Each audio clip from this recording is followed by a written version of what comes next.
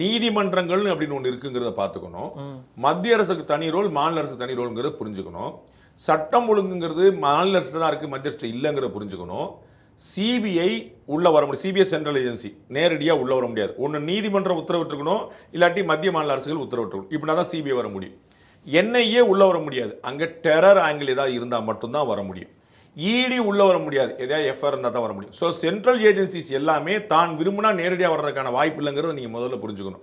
ஆனால் நீங்கள் ஸ்டாலின் மேலேயும் நேரு மேலேயும் பயங்கரவாத குற்றச்சாட்டு சொல்ல முடியாதுங்கிறது நீங்கள் பார்த்துக்கணும். அப்போ நீங்கள் ஊழல் வழக்கு தான் நீங்கள் சொல்ல முடியும்னா, ஊழலுக்கு வந்து ஒன்று இங்கே எஃப்ஐஆர் ஃபைல் ஆயிருக்கணும், இல்லைனா கோர்ட் ஆர்டர் போட்டுக்கணும். கேஎன்ஆர் மேஸில் கோர்ட் ஆர்டர் வந்துச்சு, வேற இடங்கள்னா எஃப்ஐஆர் எங்கேயா ஃபைலாக இருக்கணும். இப்படி ரெண்டுமே இல்லாமல் நீ வர முடியாது. ஸோ வந்து மத்திய அரசு என்ன செய்யுது, மத்திய அரசு என்ன செய்யுது பார்க்குறோம். ரெண்டாவது பாயிண்ட், திரு பொன்முடி அவர்கள் ஒரு வழக்கில் தண்டிக்கப்பட்டுட்டார்.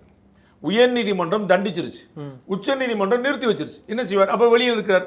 அப்ப உச்ச நீதிமன்றம் அந்த தண்டனையை நிறுத்தி வைக்கும் போது என்ன செய்வாங்க அவங்க?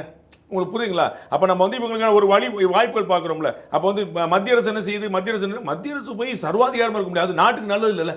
நரேந்திர மோடி நீங்க வந்து ஒரு 10 தலைவர்களை நீங்க கெட்டவர்கள் நினைக்கிறீங்க. நீங்க நினைக்கிற 10 தலைவர்கள் தீர்த்து உள்ள வச்சுட்டாங்கன்னா சர்வாதிகாரம் அது.